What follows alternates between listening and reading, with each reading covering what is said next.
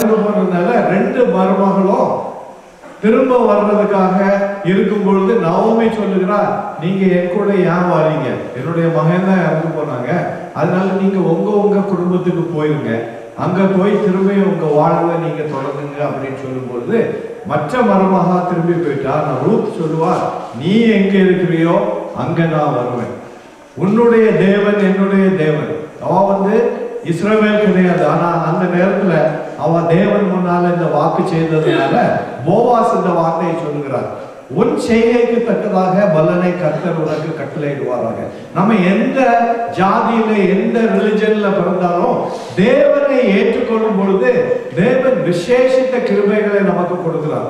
அதாவது ஒருவேளை நீங்க நினைக்கலாம், நான் வேற ரிலிஜன்ல இருந்து வந்தேன், எனக்கு தெய்வம் எனக்கு கோவப்பட்டுருமே, என்னுடைய சொந்தக்காரங்க என்கிட்ட கோவப்பட்டுருவாங்க, அதை பற்றி கவலைப்படவே வேண்டாம்.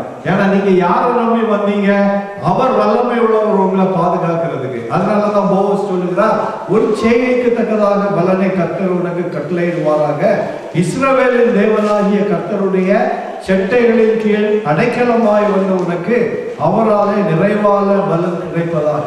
அப்போ நீங்க தேவனை நம்பி அவர்கிட்ட எவைகளை விட்டு வந்தாலும் சரி, அவைகளுக்கு மேலாக உங்களுக்கு பலனை தர தேவன் வல்லமை உள்ளவர். இதை தெரிஞ்சுக்கணும். அதாவது பின்னால நோக்கி நோக்கி நான் எங்க இருந்து விட்டுட்டு வந்தனோ அதை பார்த்துட்டு இருக்க கூடாது. இஸ்ரவேல் ஜனங்கள் அதான் செய்தாங்க, ஆனா தேவன் உங்களுக்கு போதுமானவர்.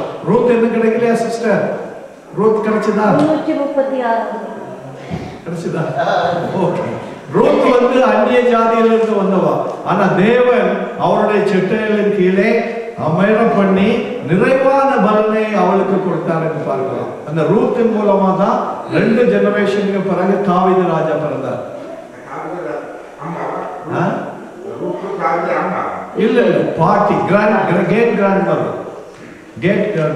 அதாவது ரூத்தை போவாஸ் இஸ்ரவேல் கோத்திரத்துல அவளை கூட, அதாவது she reunited with the family of God.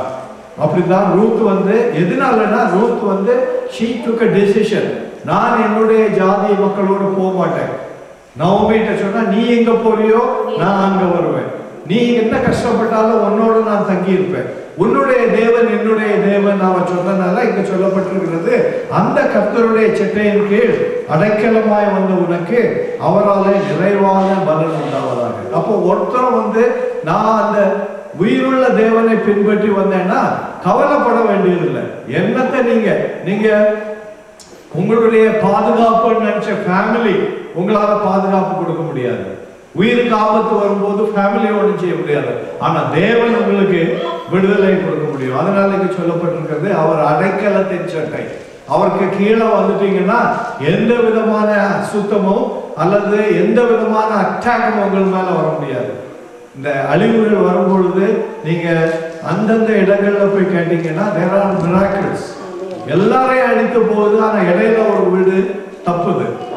அதாவது இந்த லூசியானால நடந்த ஒரு இடத்துல கடற்கரையில ஒரு வீடு கிடையாது, ஆனா ஒரே ஒரு வீடு நிலைத்திருந்ததால் போட்டோல எடுத்து காட்டினாங்க. வீடுகள் பூரா அடிச்சுட்டு போயிட்டு முன்னால பின்னால எல்லாம், ஆனா இடையில ஒரு வீடு அப்படியே நின்றுட்டு இருந்தது. அது எப்படி நடந்ததுன்னு யாருக்கும் தெரியாது.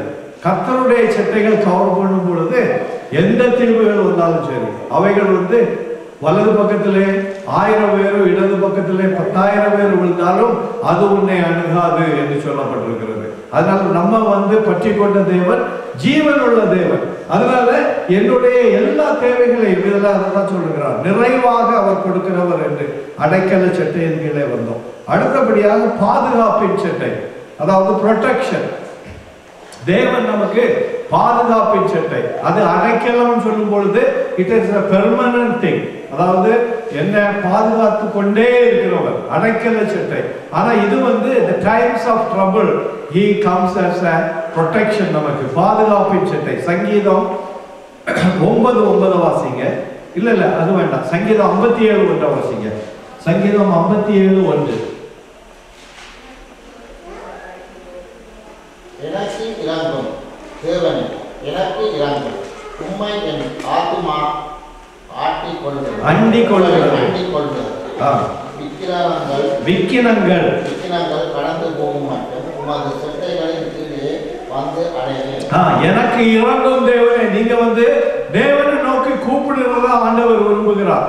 அந்த சபையார் வந்து மிஷனரியா பல ஆயிரக்கணக்கான மைல்களுக்கு அப்பால் தேவனுக்காக ஊழியம் செய்து கொண்டிருந்தவர்களுக்கு ஜெபிக்கும் பொழுது தேவனுடைய கிருபை அங்கு அவரை பாதுகாத்தது போல எனக்கு இறங்கும் தேவனே என்று இங்கு சத்தமிடும் பொழுது விக்கிரங்கள் கடந்து போகும் மட்டும், விக்கிரங்கள்னா ஆபத்து கடந்து போகும் மட்டும். இப்போ ஒரு ஸ்டாம் வருதுன்னா கவர்மெண்ட் சொல்லும் 14 மணி நேரம் உங்களுக்கு ட்ரபிள், அப்போ 14 மணி நேரமும் உங்களுக்கு ப்ரொடெக்ஷன் வேணும். விக்கிரங்கள் அதாவது ஆபத்து நேரம் கடந்து போகும் மட்டும் உமது செட்டையின் கீழே நான் வந்து அடைவேன் ஆண்டவரே. அப்போ ப்ரிசைஸா அவருக்கு தெரியும் எப்பொழுது அட்டாக் வரும். ஒருவேளை வெதர் ரிப்போர்ட் காலேஜ் சொல்லுவான் 7 மணிக்கு வரும்னு சொல்லி, ஆனா அது 7:39 வந்துன்னா ஆண்டவர் அதை ஸ்பெசிபிக்கா அறிஞ்சிருக்கிறார். ஒரு நிமிடம் ஒரு செகண்ட் அவர் பின்னாக மாட்டார் முன்னாக மாட்டார்.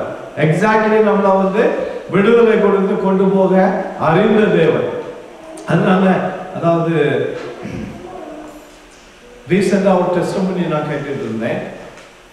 இந்த ஆளுகள் வந்து இப்போ பாஸ்டரா இருக்கிறார் தினேஷ். அவருடைய வாலிப பிராயத்துல மிகவும் அட்டூழியம் பண்ணி அவருடைய ஃபாதர் வந்து விட்டுட்டு போனதுனால ரிபல்லியஸ் ஆகி இவரை வந்து அதாவது இவங்களுடைய வேலை என்னன்னா ஈவினிங் ஆன உடனே ஏதாவது இந்த ரோடு மெயினா வில்லேஜுக்கு போகுதில்ல அந்த இடத்துல போய் ஒரு 4-5 பேர் சேர்ந்திருந்து வழிபோக்கர்கள் வரும்பொழுது அவர்களை அடித்து அவங்களுக்கு உள்ள பணங்கள் எல்லாம் எடுத்து இவங்க வந்து நல்லா குடிக்கிறது. இதுதான் அவருடைய வாழ்க்கை. ஏன்னா அவங்களுடைய அப்பா வீட்டை விட்டு போயிட்டாருன்னு சொல்லி ஒரு ஃப்ரஸ்ட்ரேஷன், அதுல வந்து மிகவும் ஆத்திரம் கொண்டு மிகவும் கெட்ட வழியிலே சென்று கொண்டிருந்த ஒரு மனிதன். அப்போ இவன் கிறிஸ்தவ குடும்பத்துல பிறந்தவன், சிஎஸ்ஐ இதுல பிறந்தவன். கூட 2 பேர் போனவங்க 2 பேரும் ஹிந்து. அப்போ 4 பேர் மொத்தத்துல என்ன ஒரு பையன் 4 பேரையும் போலீஸ் பிடிச்சிட்டாங்க. போலீஸ் பிடிச்சு அவங்கள சங்கிலி போட்டு கட்டி ஜெயிலில் கொண்டு லாக்அப்ல, அதாவது வெயிலுக்கு யாராவது உண்டுன்னா கொண்டு போகலாம் அப்படின்னு சொல்லி இவனுடைய அப்பாவும் அம்மாவும் வந்து அழுது கொண்டு நின்று இருக்காங்க. இவன் அப்ப யோசிச்சிருக்கிறான், என்னுடைய நண்பர்கள் எல்லாம் என்ன விட்டுட்டு போயிட்டாங்க, எங்க அப்பாவுக்கு விரோதமா 10 வருஷம் என்ன விட்டுட்டு போனவர் இப்போ வந்து நின்று அழுகிறாரே அப்படின்னு யோசிச்சுட்டு இருக்கும் பொழுது இவனுடைய ஃப்ரெண்டு ஒருத்தன் சொல்லி இருக்கிறான், நீ வந்து குற்றத்தை ஏத்துக்க, நீ நான் தான் செய்தேன் இந்த குற்றத்தை சொல்லி குற்றத்தை ஏத்துக்க, என்ன நீ வெளியே விட்டுட்டீங்கன்னா நான் போய் உனக்காக நல்ல ஒரு லாயரை வச்சு உனக்கு கேஸை ஃபைட் பண்ணி உன்னை வெளியே கொண்டு வரேன். ரியலா நடந்தது. இவனும் வந்து அதை நம்பி என்ன பண்ணான், நான் தான் அந்த குற்றத்தை செய்தேன் குற்றத்தை இவனும் இந்த 2 ஹிந்து பாய்ஸ் சேர்ந்து 3 பேருமா ஏற்றுக்கொண்டார்கள். அப்போ மற்றவனை போலீஸ் விட்டுட்டது. இவன் வெளியே போனவன் திரும்ப வரவே இல்லை. ஆனா இவனுடைய அப்பாவும் அம்மாவும் ஒவ்வொரு நாளும் வந்து இவனை பெயிலில் எடுக்கிறதுக்காக ட்ரை பண்ணி பெயிலில் அவனை விடலை. அப்போ அங்க வந்து ஒரு ஹாலிடே பெங்களூர்ல நடந்தது. அந்த பூஜா ஹாலிடேஸ்ன்னு சொல்லுவாங்க. 10 நாள் வந்து ஸ்கூல் எல்லாம் அடைக்கும். அப்போ அந்த நாட்கள்ல கோர்ட்லாம் அடைச்சிடும். அந்த நாட்கள்ல யாராவது ஜெயிலில் இருந்தாங்கன்னா 1 மாசத்துக்கு அவங்களுக்கு பெயில் கிடைக்கவே செய்யாது. ஏன்னா கோர்ட்டு போடுறது இல்லை. அதனால அந்த கடைசி நாள் அடுத்த நாள்ல இருந்து ஹாலிடே தொடங்க போகுது. இவங்க பெயிலுக்கு ட்ரை பண்றாங்க, கிடைக்கல. அப்போ இந்த 2 ஹிந்து பாய்ஸும் வந்து இந்த பையன் சொல்லியிருக்காங்க, நீ வந்து கிறிஸ்தவன் தானே, அந்த கடவுள் வந்து வல்லமை உள்ளவர்னு நாங்கள் கேள்விப்பட்டிருக்கிறோம், நீ ஏன் ஜெபிக்க கூடாது அப்படின்னு சொல்லிட்டு இவன் வந்து நீங்க போகட்டா உங்க கடவுள்கிட்ட போய் நீங்க ஜெபிங்க அப்படின்னு சொல்லிட்டு இவன் அவங்கள விரட்டி விட்டுட்டான். அப்போ திரும்ப வந்து அவங்க சொல்லியிருக்காங்க 6 மணிக்கு 6 மணி இல்லை 7 மணிக்கு ஜெயிலெல்லாம் அடைச்சிடுவாங்க. அதுக்கு பிறகு எந்த பெயில் கிடைச்சாலும் அந்த பெயிலுக்கு வேல்யூ இல்லை. அதுக்கு பிறகு 1 மாசம் கழிச்சு தான் திரும்ப ட்ரை பண்ணணும். அதனால நீ சீக்கிரமா ஜாப் பண்ணுங்க அப்படின்னு சொல்லிட்டு 6 மணிக்கு முன்னால நீ ஜாப் பண்ணு, கர்த்தர் வந்து உங்களுடைய கர்த்தர் வல்லமை உள்ளவர் விடுவிப்பார். இவன் கேட்கல. மணி 7 ஆயிட்டது, 7:30 ஆயிட்டது. ஆனா இந்த 2 பையங்களுக்கும் ஏதோ என்ன நடந்ததுன்னு தெரியாது. இவன்கிட்ட போய் திரும்ப நீ ஜாப் பண்ணுடா, உன்னுடைய கடவுள் வந்து விடுதலை கொடுப்பார் அப்படின்னு சொல்லி இவங்க சொன்ன ஓத்துறதுனால இவன் வந்து ஆண்டவருக்கு ஜெபிச்சிருக்கான். ஆண்டவரே நீர் இன்னைக்கு என்ன விடுதலை பண்ணி